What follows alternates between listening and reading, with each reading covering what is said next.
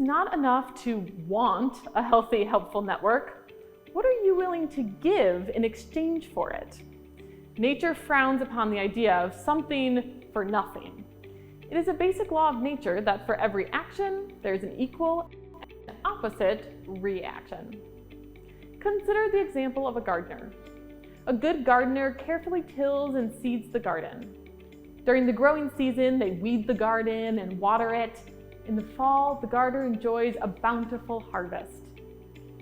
What happens if the gardener simply throws some seed packets on the ground and doesn't care for the garden? They have a bountiful crop of weeds. You can try this over and over again, and you'll always get the same results. Do the work, and you'll have a wonderful garden. Just toss some seeds on the ground, and you won't. The gardener can busy themselves every day with many activities, but it is only the careful selection of fertile, sun-drenched ground, followed by activities related to sowing, weeding, and watering, that will result in a bountiful crop.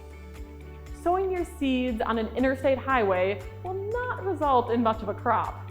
Complaining later about your misfortune is a waste of time. So it is with networking. You cannot enjoy the achievement of your goals without putting forth action.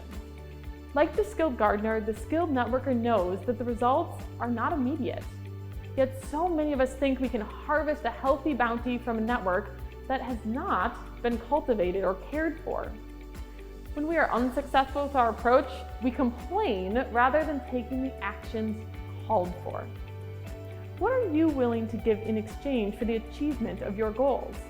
Are the actions you're taking to grow and care for your network going to give you the results you wish to achieve? Note that in the center of the word networking is found the word work.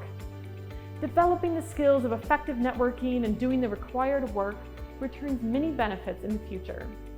And, like the gardener, the benefits are greatly multiplied when the work is done well.